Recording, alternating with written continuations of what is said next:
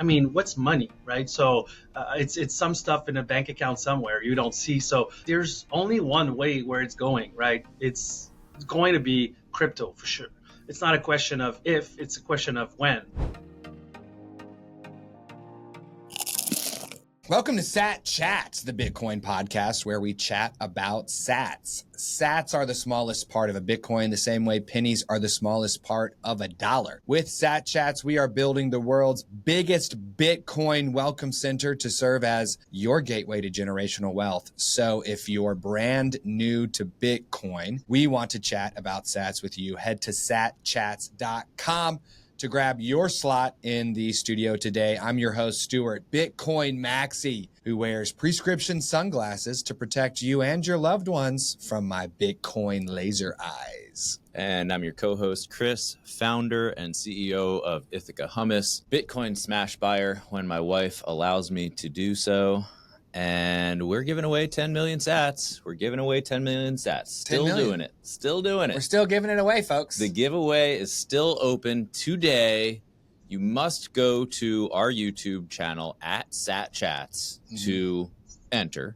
Yep. And all you have to do to enter is subscribe. So we're on the road to who?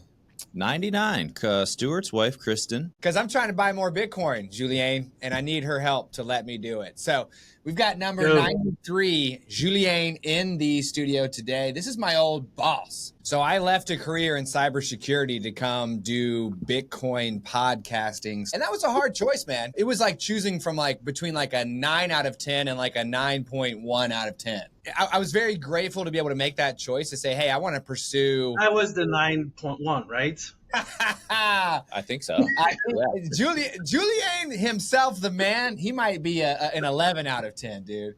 This guy looks good. He dresses well. You know, he has the vibe of a European, but he's from he's from the French speaking part of Canada. So he always looked super nice. I felt more handsome just standing next to him personally. So Julien, we're going to be getting your story. But before we do, help our Satillionaires out there get to know you a little bit. Yeah, no, of course. Well, thank you for this amazing introduction. European, I feel right now, and pardon my French, that is expression on your side, doesn't mean the same thing here, by the way. But yeah, I mean, I'm SVP of sales, GoSecure, been in cyber for 21 year now. Really started as a fan of tech and stuff. I was building computers together when people were really not aware of what the computer was. Still have my Mac SE, very old, was worth $2,000 at the time, and wasn't able to do anything but play solitaire or those games in there. But yeah, I climbed my way from being very techie to switch in sales to eventually run a team, ex-owner of the previous GoSecure version that is today evolving into a new company. So, I mean, I've been doing a lot, entrepreneur, speaking, engagement a lot. I like to teach. I also give training on cyber. So yeah, that's Julien, or JT, as I like to say, quickly here, if you'd like. I got to say, I've had 2 Canadian bosses. Because I was at a Canadian cybersecurity company before GoSecure. So there was another guy, his name was Brian, and then I had Julien here. They're just genuinely good dudes. Yeah. Canadians in America, they're like, you need to kill yourself now. You know what I mean? Like, how dare you put in less than 27 hours a day? Like, we don't care about your wife. We don't care about your kid. We don't care about you, Get us the money or die. And obviously these Canadian companies still need to be profitable, and we still need to push for revenue and all that. But both Brian and Julien were like, I have a hard time having a boss, and it was easy for both of them to be my boss. So that's a good relation. Because y'all are Canadian, or I might have just gotten lucky twice in a row. I don't know. I'm sure you've had some Canadian bosses that you weren't a big fan of. Oh, for sure, of course. And then, I mean, you say U.S. versus Canadian. In that case, if you just think like Lululemon, for example, not a lot of people knows it's a Canadian company, and it's the #1 apparel company in the world right now. I mean, Allo is trying to displace them, but they are the ultimate like top of the food chain in the like apparel industry. Anyway, that's one, but there's so much like Cirque du Soleil, for example, in Vegas. I mean, it's the only thing you hear and see, right? And Guy Laliberté is born and raised like 200 kilometers from here. So anyway, I like what you say around Canadian. I probably drink some Tim Horton coffee here on purpose to represent where I'm from.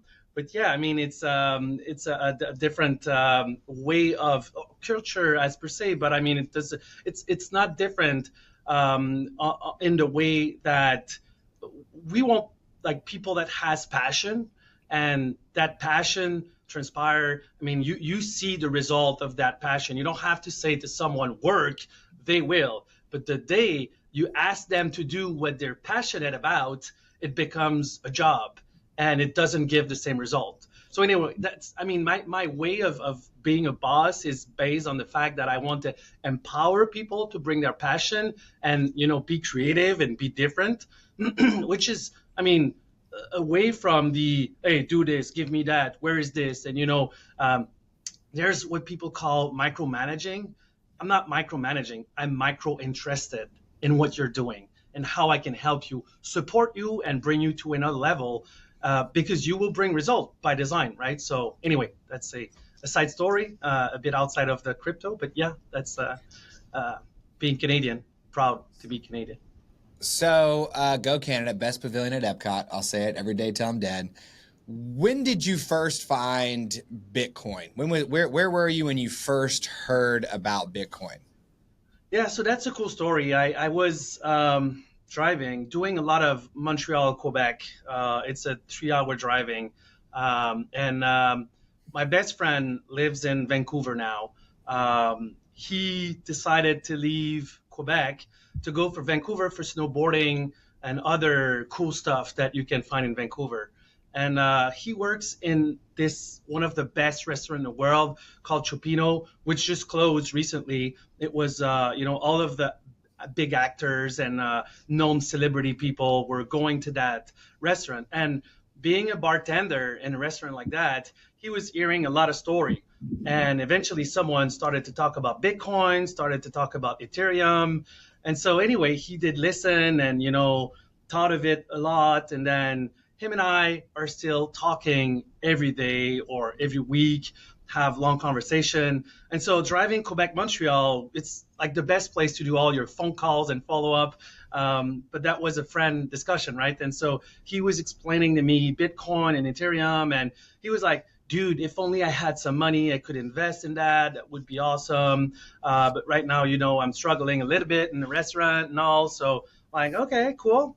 Anyway, and then my friend who was sitting next to me while driving back and forth Montreal was listening as well, those conversations, because, you know, between friends. And then 3 months later, Benoit, which you might have met already, Stuart, he's working at Checkpoint now. But Ben looked at me like 3 months after and he's like, dude, I did it. I'm like, you did what? Well, I did invest in those Bitcoins and Ethereum that your friend Fred in Vancouver told about. You know, like, what? You did? Really?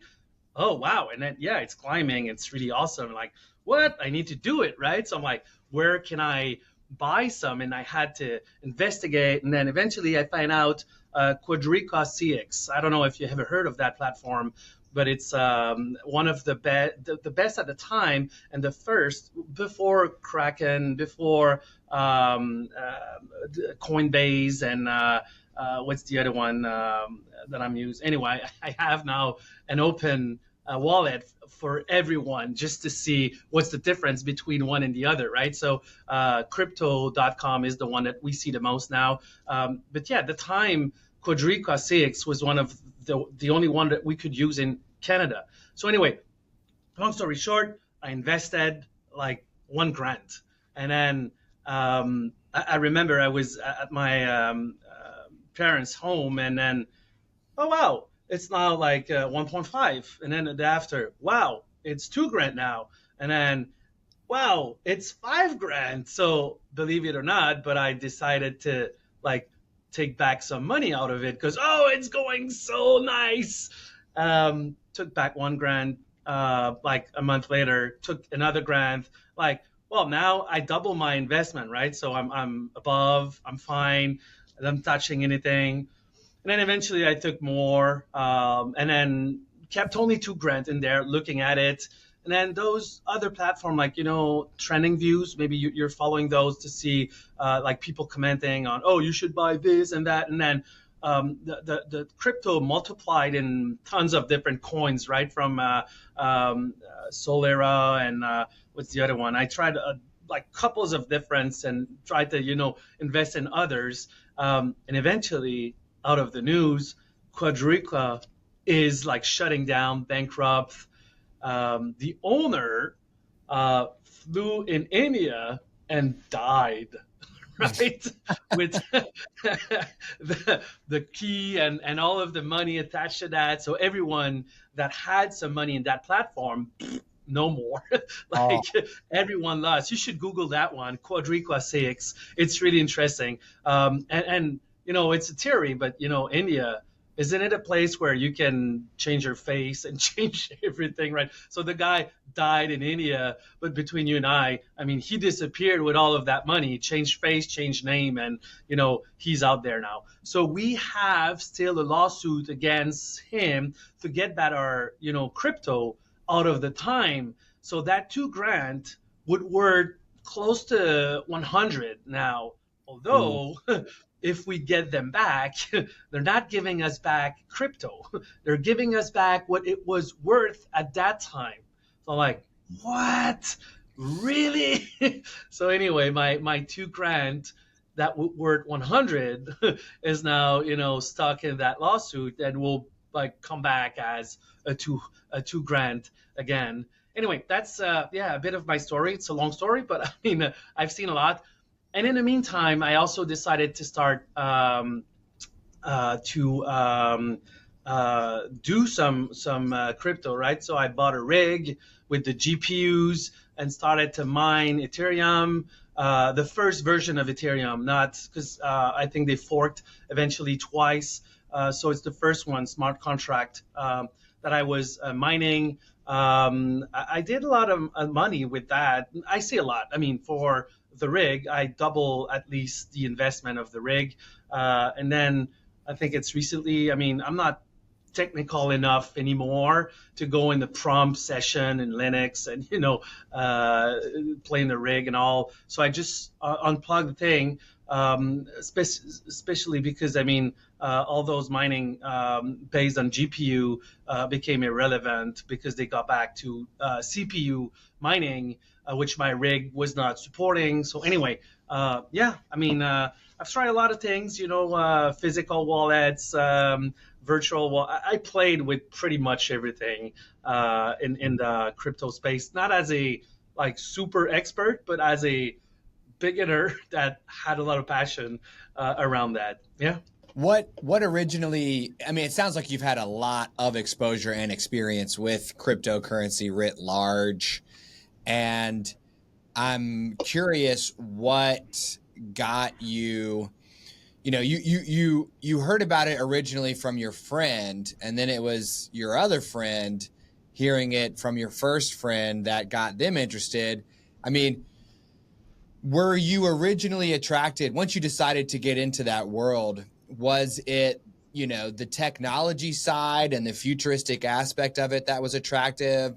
Or was it, just the idea that you could invest and get some returns quickly? What was like the initial spirit of why you were attracted to that area? Yeah, no, I mean, I've been born and raised in technology, not as my kids are today with a phone, which I think it's complete crap. But I mean, at the time I was playing with the hardware, the GPUs, and plugging stuff together.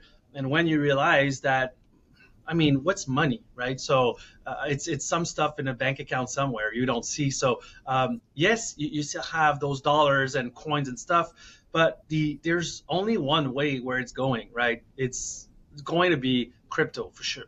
It's not a question of if, it's a question of when, right? So at the time I was like, this is super exciting because everyone can play with that. Everyone can be part of it, right? And if you think of the way crypto is created, the chain is connecting up to the first block, right? So there's no way you can compromise that money. Yes, of course, you'll say there is, and there's people, doing some frauds around that. But that is true with money. That is true with people. When there's people, there's fraud. That's only going to happen always. Although the crypto is made in a way that it's highly secure, and you can exchange between folks and people where, otherwise someone is controlling that money and has power over your future, right? Where that crypto has it's not completely true anymore, but anyway, there's I think a dream behind crypto that is bring back that power to the people versus have some big conglomerate that control everything. And it's true for internet, it's true for everything, right? If you want to be more I think freedom comes with people deciding more and more, and with that kind of way to exchange money, you're closer to that freedom, as per se, if you will. So that's what I think inspired me, a mix of technology plus, wow, this is the future, right? It's right now. So there's early adapter and there's late adapter. I think in this, I became an early adapter because of the knowledge I have in the back end of how it's made and why we're here with that specific, technology. I don't know if you saw the meme of a guy like it's in Neanderthals, people exchanging furs. The guy look at the other guy and says, "Hey, I have 3 fur. You give me like food in exchange." He's like, "Yeah, here." And the next guy come with a rock, like a golden rock, and he give it to the other guy. And he's like, "Well, what do you want me to do with that?" He's like, "Well, I have no use for your golden rock, right? I will not give you food in exchange." It's like, "Well, you might want to keep it for the future because it might become like useful." And then he's like, no way. And eventually, this is crypto, right? We don't exactly have a purpose for that yet. Blockchain, it's becoming more and more. But in the near future, it's going to be that. So better early adapt in this because gold is crypto in what 10, 20 years, if not earlier. So when you think about cryptocurrency as a whole, we focus on Bitcoin here because we feel like that's the one that we can rely on. And the world of cryptocurrency, sometimes there are meme coins, sometimes there are pump and dump schemes. Mm-hmm. But we've also had enough guests on the show so far who point out that some cryptocurrencies have usefulness to them. They might be like a token that powers a decentralized application, or they might have that smart contract feature from Ethereum, what have you. When you're looking to play in this space, do you search for that usefulness in and among all the different coins there are? How do you approach that?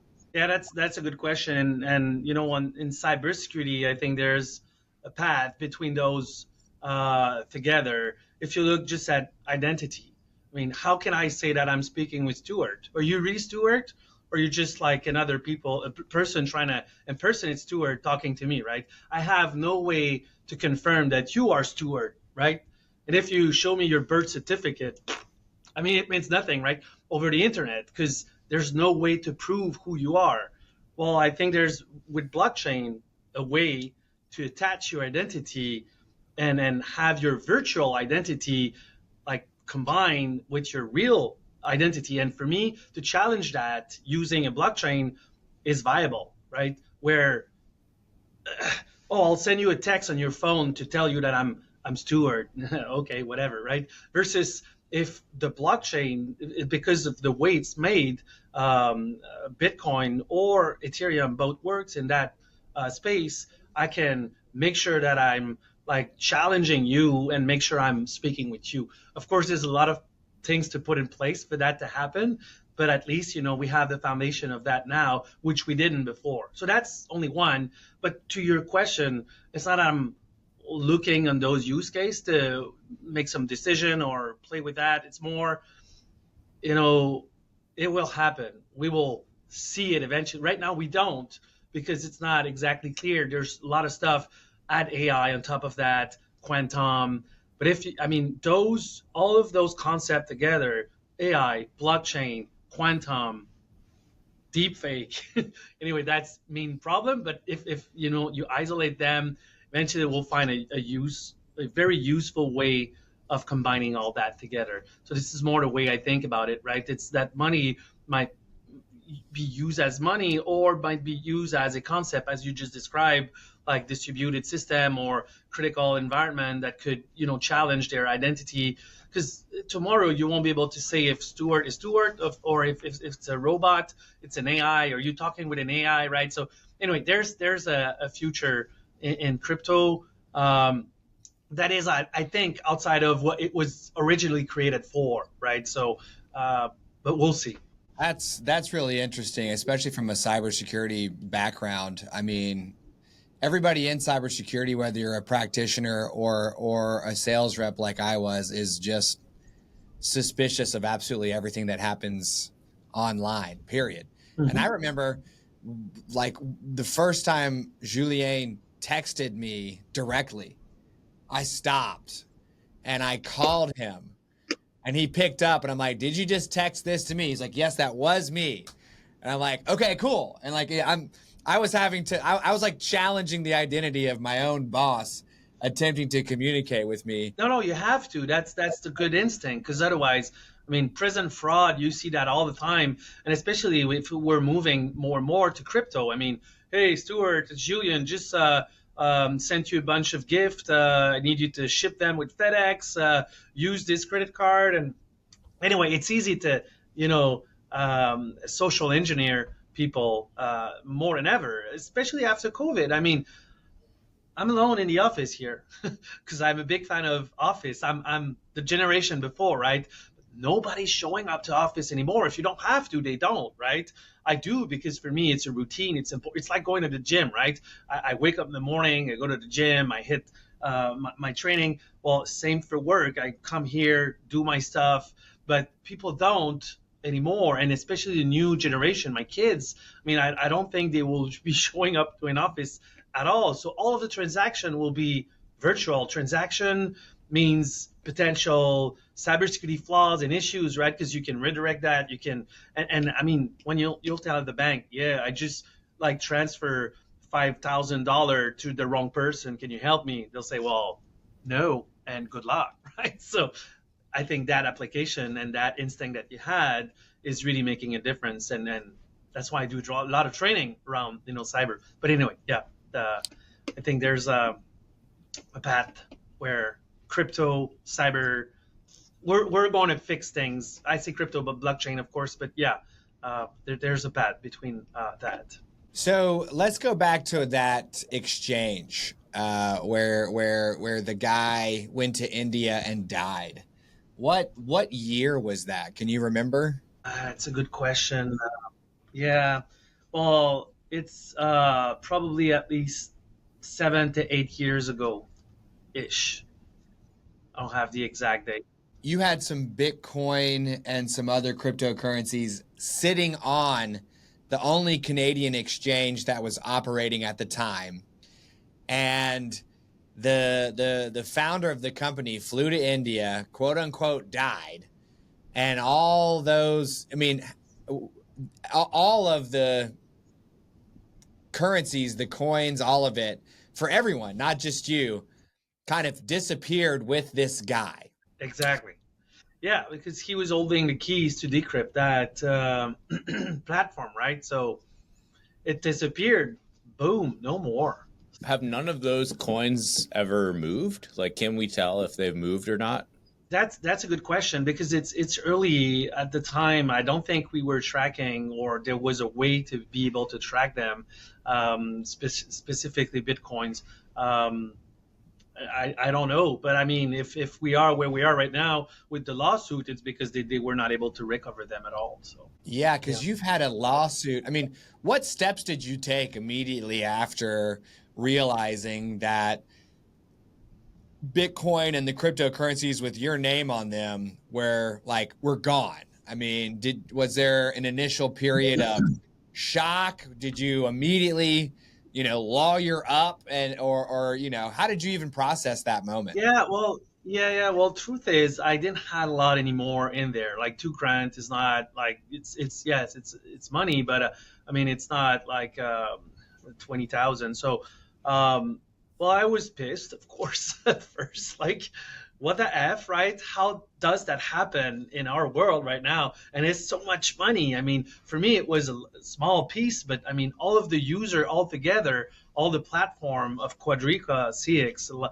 I mean, I was one of the smallest one, but there's a lot. So like, how does that happen? But there was no really regulation at the time around those platforms, right? Like crypto or Coinbase now, they are a public company.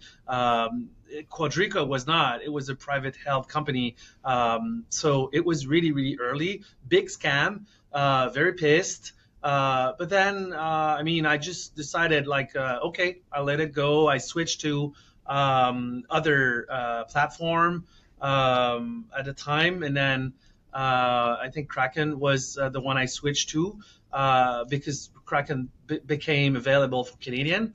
But yeah, I mean, I just didn't follow up at all and got a letter saying, hey, there's a lawsuit. You want to rally to that one? Yeah, of course, go. And then, by the way, I still have not got any money out of that. So it's still pending. So That's so crazy too, that the 2,000 would be worth 100,000, but if they ever even pay you, they would just pay you at that initial yeah. amount. Did that send you on any kind of journey, around self-custody where you take your Bitcoin off of exchanges and you control the keys yourself? Or with Coinbase, with Kraken, are you still leaving that with them, and your thought process is, hey, these are public companies that are not going to go die in India anytime soon? Yeah, well, but in truth, I do both. So I have my hard wallet, yes, and I also use those. And there's three. There's another one that slipped my mind, but I use the three platform or purpose to be able, like I said, to follow and see. The thing is, I'm a big believer of that, and it will work. But if everyone is not trusting anyone, we're not going nowhere, right? So we have to be trusting the process a little bit. I think the Quadriga CX made things better. It had to happen, right? It's not, oh my God, it did happen. We're all going to be screwed up and blah, blah. No, this kind of thing had to happen for the rest of the other platform to get regulation and be more secure like it is today. So, yeah, no, I trust these guys. I mean, you can always be fooled by anyone, but if we want this to work in an eventual future, it has to have some trust by the user at the end. Yeah. So, if somebody out there right now is a sales rep, just like me, right? And sales reps, we're in it for one thing, right? Which is to make some money. And they're looking at their commission paychecks, and they're working as hard as, these top sales reps do. But they're seeing that all their hard work is going toward the US dollar or maybe the Canadian loonie, and things are costing more and more all the time, but they don't know anything about Bitcoin yet. How would you pitch that sales rep, that high earner who's watching his earnings kind of melt away as things get more expensive? What would be your pre-coiner pitch to say, look, man, you're working hard for your money. Here's something you should learn about? Convince someone to switch to Bitcoin, you mean? Uh-huh. Overall? Well, I think it would be easier to have that conversation with a company like ours where we're already dealing with technology, right? But I mean, ultimately, I think the analogy with the golden rock that I gave earlier is the key to that conversation. I mean, do you want to be the last one to embrace that new thing that is called gold, or do you want to be the first one and have plenty of them? So I think that's Bitcoin and Ethereum has been there for so long now. If it had to go away, it would already be away, right? So I don't think it's going to reverse. How long will we be having both like traditional money and crypto good question, but it's not a question of if, but when it will flip full on to crypto, in my mind. So, yeah. So you've got Bitcoin and you've got Ethereum. And when we were talking in New York City, you were a fan of Ethereum. And I was like, dude, forget this stuff. You should be Bitcoin only. Because for me, Bitcoin is money and Bitcoin is the greatest. Ethereum, we've had enough guests on for me to recognize that, you know, a lot of people feel like, I guess one guy compared Bitcoin to gold and Ethereum to oil. Like it was almost like something that could power the internet of the future. But if you put them side by side, just the financial performance of the two, why would you still hang on to Ethereum when Bitcoin has absolutely destroyed it in terms of its performance? No, you're right, and that's why I'm holding both. Although I think there's a future in Ethereum because it's based, yes, on the smart contract, which I'm not super expert on. It's more like, you know, I've been mining Ethereum, I've been playing with Ethereum a lot. I feel like there's a different future for Ethereum that there's one for Bitcoin, and maybe, you know, that path between cybersecurity and crypto is maybe more aligned with an Ethereum than it is with a Bitcoin, where one is going to be gold, as you mentioned, and the other one is oil, meaning that, you know, there's a useful way to play with that crypto versus the other one is straight up money, right? So anyway, I feel like both has a future.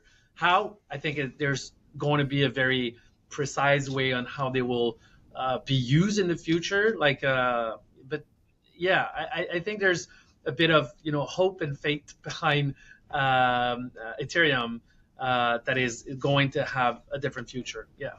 So you think it might take a little bit longer to take off than Bitcoin, but it's still going to take off and kind of fulfill that vision of being a useful thing on the internet? Yeah, no, absolutely. And I mean, you're referring to the fact that Bitcoin is in terms of financial result and stats is crushing everything else. Okay, yes.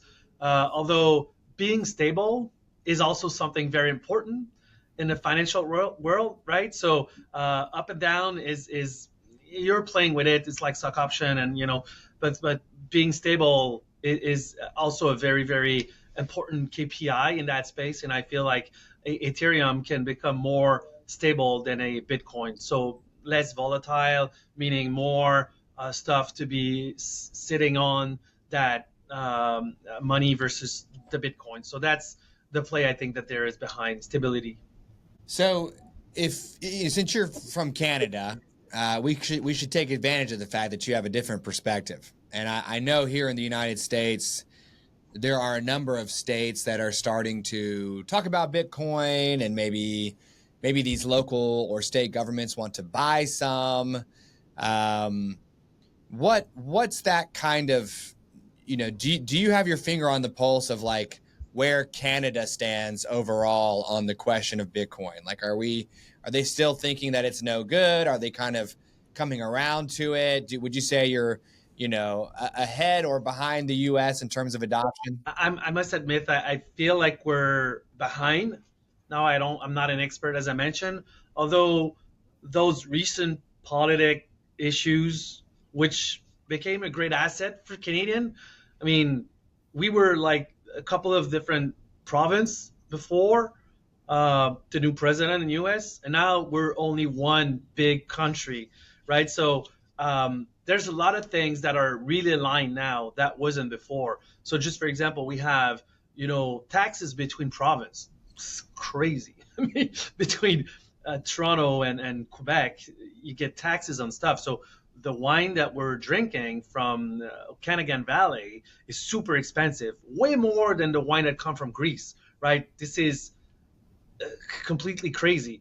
But now with that switch, we're revisiting everything and looking at everything. I'm probably asking, why are you telling me this? Well, the truth is, now that we're more aligned, we're going to be able to put things together, like, you know, data center. We have the best country in the world to build data center. Why? Because hydroelectricity, water, I mean, we have the territory for that. And it's not out of nowhere that the new president wanted to have the new states added because of all of the resource that is here. So now we are all aligned to that. So is the crypto discussion will be like catalyzed or fast tracked because of that? I think so, yes. So today we're behind, and I think in the near future we'll be closing the gap.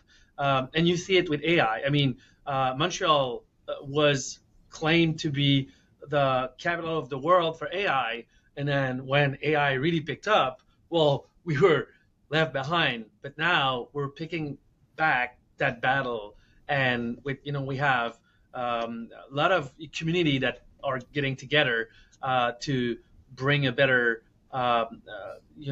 knowledge and more people around that topic, and we see the difference now. So my 2 cents is, crypto, those discussion will take place at the same time of that velocity that is now behind and with Canada on data center, AI, cyber, all those topics are now front and center. So it's just a natural way that the crypto will align with that. Yeah. Yeah. Well, I love that. And I feel like it's been a good conversation today about all sorts of different things. And I want to recap that here in a second. But, one thing that we say to everyone, Julien, is that we're not going to be able to fit everything into a single chat about sats. So we ask each of our guests if they'd be willing to come back on in 9 months to give us an update on their Bitcoin baby. Would you be willing to come back on? Oh, for sure. Absolutely. And I'll keep you, I don't know where my phone is, but I'll take a snapshot of where I am right now, and I'll show you in 9 months where I am after. Yes. How about that? Yeah. That's perfect, because that's part of the reason why we want to bring people back on, is to introduce them to Bitcoin if they don't know anything about it, and get them started and then see where they go. And if you're already in that space of Bitcoin and of crypto, then it's like, well, how is it going over time, right? Because the sooner you get started, the better off you are. We're taking a screenshot right there. I like that. Bam. So let's recap the conversation with Julien. Julien is my old boss from when I was working with him at Go Secure. He is the SVP over there, and actually used to be like an original owner of Go Secure before, in one of its earliest iterations. So longtime cybersecurity guy up there in Canada, 2 decades in the space, and went from technology hands-on to sales, and eventually being that SVP. For Julien, cryptocurrency is kind of a natural space to be in after so much time in cybersecurity. And he dabbled in both Bitcoin and Ethereum, along with a number of other coins, because quite frankly, I do think the longer you are in cybersecurity, the more time you spend around applications. And for people who are exposed to gold or real estate or some of these other assets that just kind of appreciate over time, Bitcoin can make a lot of sense. If you're operating in a world of applications and software as a service, coding, development, those things, then we're all used to powering those with monthly. We used to buy them outright. Now there's monthly subscriptions, and these tokens from the land of cryptocurrency that can power these applications, that can feel very natural as well, especially Ethereum being like the oil of that next phase. But over here, Chris and I, we like Bitcoin. We keep it super simple. We just work with Bitcoin. You had a number of different coins on that exchange, and I think it was Quadriga CX, which might be Quadriga CX. For our listeners out there, maybe in Edmonton. And it was a private situation. All the wealth was there. I guess he had the key. It was like everybody's tokens were in one big wallet, and he's just kind of like, yeah, your share of it is this. And then he leaves for India and quote unquote dies. Most likely goes John Travolta, Nicolas Cage face-off style, just does massive amounts of plastic surgery, changes his face, changes his body. And it's like, you know, those pains are little compared to a life of all this wealth now for myself. But you had kind of invested a little bit and were pulling some out as it was going up to where you didn't have a ton there. Still got contacted to join kind of like a class action lawsuit, which 7-8 years later, still unresolved. And if it were to be resolved, you wouldn't be able to make the gains that you would have had if you still had it. But no big deal for you. And you continue your journey there, learning more. You have Bitcoin, you have Ethereum, and in your view, cryptocurrency is simply the money of the future. It's the asset of the future. It might be, you know, the thing that powers your activities online in the future. And it's not a question of whether that will happen. It's just a question of when that will happen. Is that going to happen in the next 5 years? Is that going to happen when my kids go off to university? Is it going to be my kids' kids? Not sure, but I'm going to grab this gold rock now in exchange for these furs because I know it's going somewhere and I want to make sure I have a piece of it. So thank you for that conversation here, Julien. We're going to make you an offer here, but I'm going to turn it over to Chris for a little tasting session. All right, Julien, thanks for being here today. And we believe in value for value here on Sat Chats. So we are going to make you an offer. But before we do that, we're going to take a little hummus break from our founding sponsor, Ithaca Hummus. Yeah. We've got the lemon dill here. That's not too far from Canada on the other side of the border, right? No. I mean, you can literally walk there to Toronto from Rochester. Yeah. All right. Well, so what do we have? Lemon dill? Lemon dill. All right. I'll serve as your taste buds here, Julien. Cheers.